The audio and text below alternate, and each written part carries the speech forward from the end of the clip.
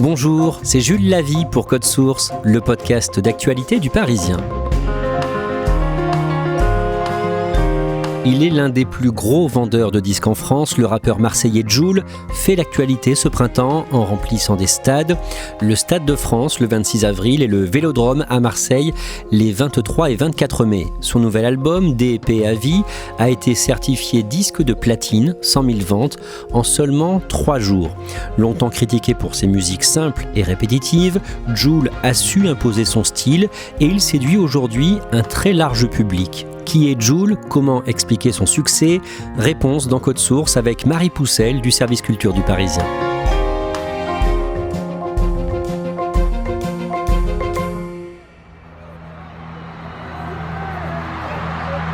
Le samedi 26 avril, peu avant 21h, Jul fait son entrée au Stade de France. Marie Poussel, vous êtes dans la foule et pour l'apercevoir, il faut lever la tête. C'est assez incroyable parce que déjà il y a une ferveur immense. Il faut savoir que le Stade de France est rempli, bourré à craquer. On n'a jamais vu autant de monde au Stade de France. Et d'un coup, tout le monde lève les yeux et on voit juste 2 petits pieds sur le toit, en transparence. Et on se rend compte qu'il va arriver par les airs. Donc là, Jul descend du toit du Stade de France avec un filin, c'est ça ? Exactement, il descend avec une espèce de tyrolienne.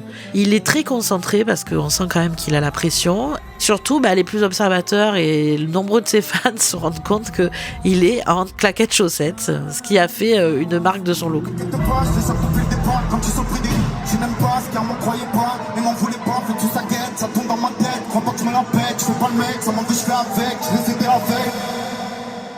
Vous allez nous raconter la suite de ce concert plus tard dans cet épisode de Code Source. Jul va aussi remplir 2 fois le stade Vélodrome, les vendredis 23 et samedi 24 mai. Et la veille du Stade de France, il a sorti son 33e album intitulé D&P à vie. Sans surprise, il est déjà certifié disque de platine. Il en a écoulé 120 000 exemplaires en une semaine. Oui, c'est assez incroyable, surtout que l'industrie du disque fait un peu grise mine en ce moment.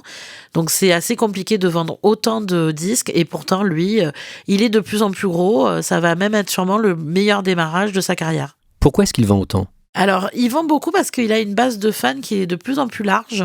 Et donc, évidemment, on le stream beaucoup. Mais il vend aussi beaucoup en physique parce qu'il fait des packs où on peut acheter à la fois un t-shirt et un CD ou une clé USB et un autre gadget à son effigie. Marie Poussel, dans cet épisode de Code Source, on va voir comment Jul est devenu un phénomène.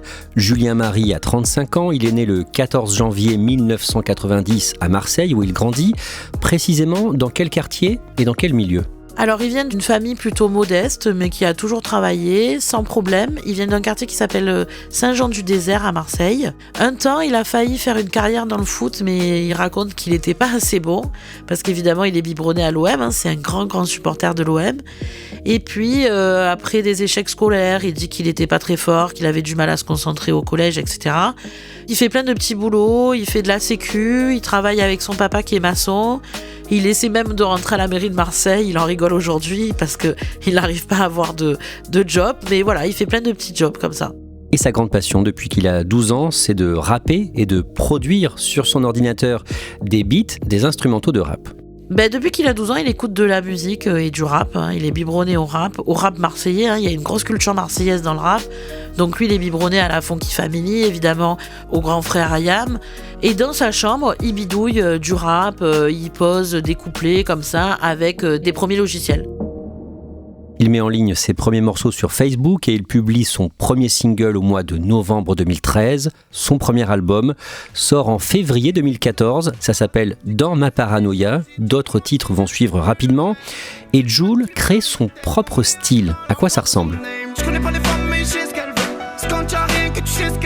Il invente complètement un style avec une rythmique assez rapide, assez festive. Donc c'est quelque chose qu'on n'a pas trop vu dans le rap. Tout de suite, on va se dire, tiens, c'est bizarre, ce son, c'est du Jul. Il met sa marque de fabrique sur une certaine sonorité assez festive. Tu quittes la cité, pourquoi Il utilise aussi de l'autotune, une technique qui change la voix et l'ajuste à l'harmonie du morceau. Oui, l'autotune, ça se fait beaucoup chez les rappeurs. Ça permet de jouer comme ça sur la façon de rapper, sur la vitesse, sur la sonorité. Ça vient aussi beaucoup des États-Unis. Des rappeurs comme Kanye West l'ont beaucoup utilisé. Et là, effectivement, lui, il en fait aussi une marque de fabrique. Des fois, je sais même plus qui suis. Moins de 6 mois après la sortie de son premier album, Jul perd un proche dans des circonstances dramatiques. Le 12 juin 2014, son manager, Karim Tir, est tué par balle par 2 hommes à moto devant une station de métro à Asnières, près de Paris. Dans les premières années de sa carrière, malgré son succès, Jul est très critiqué par une partie des amateurs de rap. En décembre 2016, Jul sort son 6e album intitulé L'OVNI. On m'appelle l'OVNI. Et à l'occasion de l'un de ses concerts au Zénith de Nantes, un article très court de Ouest France le compare à une catastrophe industrielle. Alors c'est un article qui va lui faire beaucoup de mal en termes d'image parce qu'il devient viral. C'est plus un petit édito qu'un article en fait, et c'est vraiment une espèce de moquerie en disant que c'est la lie de la langue française que d'écrire dans ce style. Et donc ça va contribuer pendant ces années-là à ce que les gens se moquent beaucoup de lui en disant qu'il est débile, qu'il n'a pas de vocabulaire, on ne comprend pas ce qu'il fait. Mais c'est quand même teinté beaucoup de jalousie parce que les gens ne comprennent pas comment ce mec qui, entre guillemets, ne parle pas français a autant de succès. Il parle de moi, il me casse les couilles. Parce qu'effectivement, le succès est très rapide. Le succès est très rapide et surtout à cette période, bon, à l'époque, il fait des zéniths, donc il remplit des salles de 8000 personnes, mais il a déjà des fans très très convaincus par ce qu'il fait et qui l'adorent. Donc c'est vrai que tout de suite là, ça commence à être vraiment très très gros. Marie Boussel, vous interviewez Jul à ce moment-là et vous lui parlez de ses critiques. Qu'est-ce qu'il répond ? Il veut pas y répondre en fait. Lui, il reste dans sa bulle. D'ailleurs, c'est un titre de ses morceaux. Il est vraiment connecté comme ça à ses proches. Il est très entouré de gens qu'il connaît depuis les débuts. Et puis surtout, je pense qu'il se nourrit d'un public qui est déjà vraiment euphorique dès qu'il est question de le soutenir. Je me souviens de ce premier concert au Zénith où quand le rideau tombe et que les gens le voient, encore là, une ferveur incroyable qui fait que lui, ça le nourrit. Planète Rap. Marie Poussel, vous connaissez très bien l'animateur de l'émission de Skyrock Planète Rap, Fred Musa. Au début, ses premières interviews de Jul sont poussives, elles durent quelques minutes, mais ensuite, Jul marque l'histoire de cette émission. Il est toujours entouré de dizaines et de dizaines de copains qui viennent, il leur donne de la lumière, il leur passe le micro, il les fait chanter. Il y a quand même cette culture-là où on partage la musique. C'est pas juste Jul, la star dans son coin, et les autres à côté sont des sous-fifs, pas du tout. Et surtout, il va marquer un record, 43 minutes. Ça veut dire qu'il est derrière le micro et pendant 43 minutes, il rappe sans interruption. Jul est très productif, il produit et publie entre 2 et 3 albums par an. Son public grossit au fur et à mesure et les fans reprennent certaines de ses punchlines ou de ses expressions. Oui, elles sont tombées dans le langage courant. C'est là où on voit d'ailleurs que sa popularité a dépassé les simples fans de rap.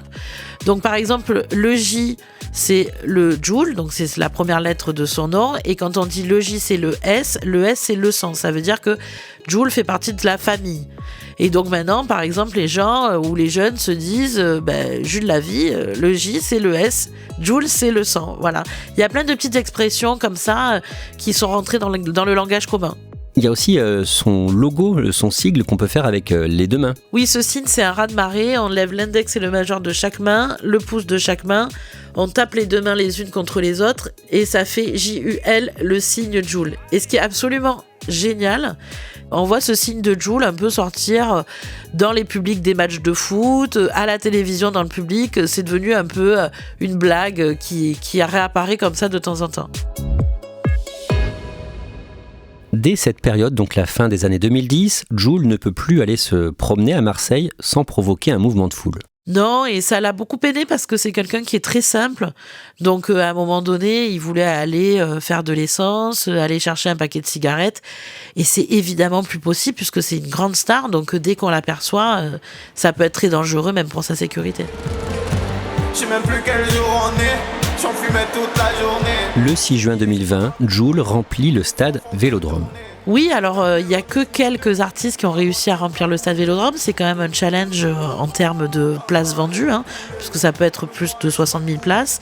Et pour lui, effectivement, c'est une consécration. En plus, pour la petite histoire, lui est fan de l'OM et en plus a été stadier. Donc c'est là où on se rend compte qu'à Marseille, sa popularité est immense.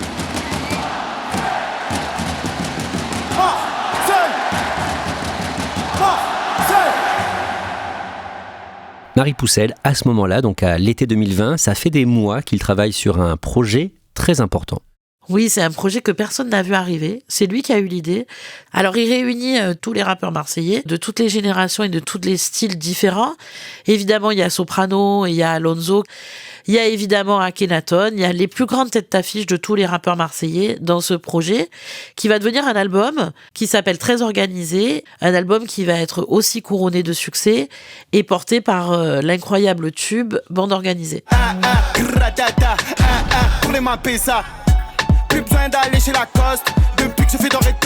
Le titre Bande Organisée sort le 15 août 2020. C'est un carton énorme.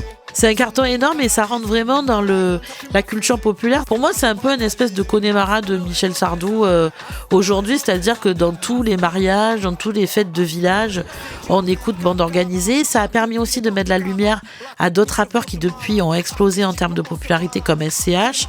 Donc c'est vraiment un raz-de-marée. Ce qui est assez impressionnant aussi dans les coulisses de ce projet, c'est que Jul, malgré le fait que ce soit vraiment la tête d'affiche, décide de payer tous les rappeurs de la même façon, y compris lui, et ne prend pas son cachet de producteur, alors qu'il est à l'origine du projet.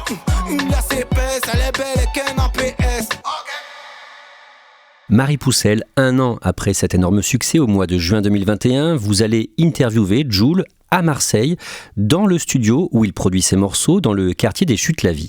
C'était un reportage extrêmement précieux parce que c'était rentré un peu dans l'antre, dans les coulisses du rap marseillais, parce que c'est un bâtiment extrêmement modeste, avec évidemment aucune marque sur le mur pour pas savoir ce qui s'y déroule, mais c'est un lieu où a été enregistré les plus grands albums du rap marseillais, comme l'école du micro d'argent de IAM, et c'est un peu la deuxième maison de Jul, parce que c'est là qu'il y passe le plus clair de son temps, et surtout la plupart de ses nuits.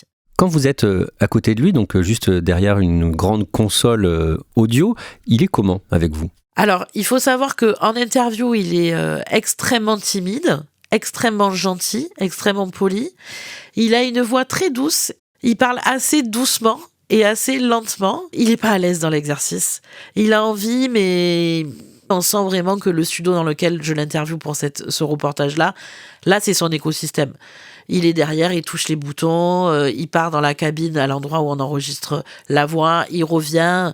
Et puis les ingénieurs du son qui travaillent avec lui me disent que vraiment c'est sa vie, c'est sa passion. Il respire studio, il fait jusqu'à 10 titres par jour, ce qui est absolument incroyable, quoi. Toute la journée, il a son téléphone et il écrit des textes et il enregistre, et il enregistre, et il enregistre. Ouais, c'est nous, tu croises à l'épicerie, tu croises pas loin de la gare. En novembre 2021, Jul produit une suite à Très Organisé, ça s'appelle le Classico Organisé, Classico référence au match Paris Saint-Germain Olympique de Marseille. Il y a donc des Marseillais mais aussi des Parisiens et les rappeurs invités sont très nombreux. Oui, c'est un petit pied de nez parce que évidemment, comme dans le foot, il y a toujours eu 2 scènes musicales dans le rap, c'était Marseille et Paris, c'est NTM contre IAM et donc du coup, c'est vrai que les rappeurs parisiens, quand ils ont vu le projet où tous les Marseillais se réunissaient sur un album, ils se sont dit mais chez nous ce serait impossible parce qu'on est dans les clashs, parce qu'il y a toujours des embrouilles, de jalousie et tout ça. Et donc Jul a voulu dire écoutez, on va quand même le tenter, et il a réussi et ils ont fait cet album avec autant de rappeurs parisiens que de rappeurs marseillais. On est bouillant comme la braise. À 7 fond 7, je rentre pété. Et donc c'est une espèce de Ligue des champions du rap puisqu'il y a jusqu'à 140 rappeurs qui ont participé à ce nouveau projet. Jul joue collectif alors que beaucoup de rappeurs affichent plutôt leur rivalité. Il reste à Marseille quand Booba, par exemple, est parti s'installer à Miami et Gims au Maroc. Autre particularité, Marie Poussel, il associe son image à des marques grand public comme Decathlon. Oui, par exemple, il y a tout un buzz autour d'une veste de la marque Kalenji, qui est une marque de Decathlon, qui porte, et du coup, tout le monde se met à porter ça. Donc, il reste comme ça sur des marqueurs de la culture extrêmement populaire. Et il y a aussi cette petite chaise pliable, vous savez, avec des filets là pour les campeurs. Et lui, il s'en sert dans ses clips. On s'en sert aussi beaucoup dans les cités. Donc, il joue avec cette image extrêmement populaire. Marie Poussel, au fil des années, Joule a fait taire la plupart de ses détracteurs. Oui, parce que c'est devenu trop populaire. Donc, en fait, à un moment donné, le public parle et le public l'écoute de plus en plus, parce que ça baisse pas, au contraire, ça augmente. Donc, finalement, aujourd'hui, il a même réussi à retourner la tendance et c'est devenu presque branché, voire complètement branché d'écouter Joule. Le mercredi 8 mai 2024, quelques mois avant le début des Jeux Olympiques, la flamme olympique arrive à Marseille à bord du voilier Belém. Marie Poussel, flamme olympique portée dans un premier temps par le nageur Florent Manodou, qui la remet à la championne paralympique d'athlétisme Nanteline Keita, puis à un relayeur mystère. Oui, c'était vraiment un moment incroyable parce que comme on était à Marseille, tout le monde pensait que ça allait être une star de Marseille, donc les gens forcément pensaient à Zidane. Et puis d'un coup, on a vu cette petite silhouette arriver avec la casquette, la capuche, et là, ça a été une euphorie incroyable. Et le troisième porteur qui a récupéré cette flamme, c'est Joule. Parce que les Marseillais ont tout de suite compris que c'était Joule. C'était un vrai coup de force en fait de la part de l'organisation des JO de le faire venir. Ça veut dire qu'ils l'ont posté là à l'endroit où sa popularité l'amène, c'est-à-dire comme une des personnalités vraiment incontournables de la culture marseillaise, et on était à Marseille. Et ça a été absolument incroyable. Ce soir, est-ce que vous êtes prêts à fissurer le stade comme je l'ai dit? Vous êtes prêts ou pas? Et on en revient au début de cet épisode de Code Source. Près de 98 000 fans de Joule se retrouvent à Saint-Denis, près de Paris, au Stade de France, pour son concert. Marie Poussel, à quoi ressemble son public aujourd'hui ? Alors, il est de tous les milieux sociaux. Donc, contrairement à ce qu'on pourrait penser, ce n'est pas juste des jeunes de quartier, mais il y a des quadras, il y a des quinquas, il y a des gens qui aiment le rap. Il y a aussi des gens qui ont un certain pouvoir d'achat, parce qu'il faut acheter la place de concert, il faut venir à Paris. J'ai entendu des gens qui venaient des Antilles, qui avaient fait plus de 8 heures de vol pour être à ce concert. Donc, c'est un public qui ressemble un peu à la France, quoi. Il y a de tout. Joule est donc arrivé par le toit du Stade de France. Ensuite, il a enfourché une moto pour se rendre sur la scène. Et il est comment sur scène pendant ce concert ? Il a beaucoup surpris son public. Déjà, lors de cette entrée, il est rentré avec des chants corses et on ne s'attendait pas du tout à ce qu'il y ait des polyphonies comme ça qui résonnent dans le stade. C'était un clin d'œil à ses origines corses du côté de son papa. Et ensuite, il a été extrêmement généreux, à la fois en termes de production, parce qu'il y avait des fois plus de 50 personnes sur scène, des danseurs, des acrobates, des shows de moto, parce que c'est une de ses passions. Aussi un groupe live, il y avait quand même 4 musiciens live, ce qui est assez rare en fait dans le rap, puisque c'est souvent un DJ et 2-3 rappeurs sur scène. Et ça a été une espèce de grande fête, très très positive. Tout le monde s'est beaucoup amusé. Celle-là, je voulais rendre hommage à Mathis. À un moment, Joule rend hommage à un jeune de 15 ans, l'un de ses fans qui est mort dans un accident quelques jours plus tôt, Mathis. Oui, alors c'était l'appel de son grand frère, c'était une joie pour cette famille d'aller au concert de Joule. Et il y a eu ce terrible accident qui lui a enlevé la vie juste avant. Et donc il y a eu une espèce d'appel un peu viral sur les réseaux sociaux, dans certains médias qui ont dit que ça serait vraiment un magnifique hommage si Joule pouvait parler de lui sur scène. Et il a fait à un moment assez émouvant, puisqu'il a fait juste avant Sous la Lune, qui est un de ses tubes peut-être les plus introspectifs, où il raconte un peu son mal-être. Donc tout le stade s'est illuminé à sa demande avec les lumières des téléphones portables. Et c'était un moment un peu suspendu et très émouvant. Et quelle est l'ambiance dans la foule ? Ça danse sur ces titres ? L'ambiance est assez incroyable parce qu'à partir du moment où il apparaît, tout le monde se lève, tout le monde danse.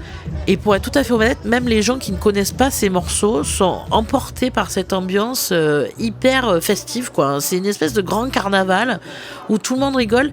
Certaines chansons sont quand même assez simples. Les refrains sont hyper entêtants et ça peut être du nanani nanana. Donc ça veut dire qu'en fait, même si on ne connaît pas bien, on se fait porter par cette euphorie générale. C'est un truc de fou. Merci le Stade de France. Merci Paris. Grosse force à Paris, les gars. On est ensemble. La force. Toute la team Joule à Paris. Décrivez-nous la fin du concert, le dernier morceau, l'un de ses classiques, J'oublie tout. On sent que c'était le moment pour lui de remercier les gens qui le portent. Parce que comme il fait très peu d'interviews, comme il n'est pas du tout sur les réseaux sociaux, il n'a pas ce rapport direct à son public. Et donc ça a été très émouvant de voir la façon dont il a remercié les gens d'être là en disant « Je sais que ça a été galère pour vous d'avoir les places, donc ceux qui sont là, c'est vraiment la Team Jul, ceux qui me soutiennent depuis le début. » Et il s'est aussi permis quelques confidences qu'il ne fait jamais, c'est-à-dire qu'il a remercié tous ses proches, il a remercié ses parents, alors qu'il n'en parle jamais. Il a remercié sa chérie, alors c'est pareil, on ne sait pas s'il est marié, pas marié, il a des enfants, mais bon, a priori, il a une chérie puisqu'il l'a remercié sur scène. Donc ça a été quelque chose de très fort, et comme il veut oublier personne, il a même remercié la personne qui fait ce qu'on appelle le catering, c'est-à-dire la cantine du concert, en disant merci pour le bon manger. C'est une expression dont il a le secret et qui a fait rire tout le monde. Et tout le monde était hyper souriant parce que c'était un moment de fête. Ce soir j'oublie tout et quand je repense à ce jour, je me dis que la vie est courte. Merci Marie Poussel. Cet épisode de Code Source a été produit par Clara Grouzis et Raphaël Pueyo. Réalisation Pierre Chaffanjon. Code Source est le podcast quotidien d'actualité du Parisien.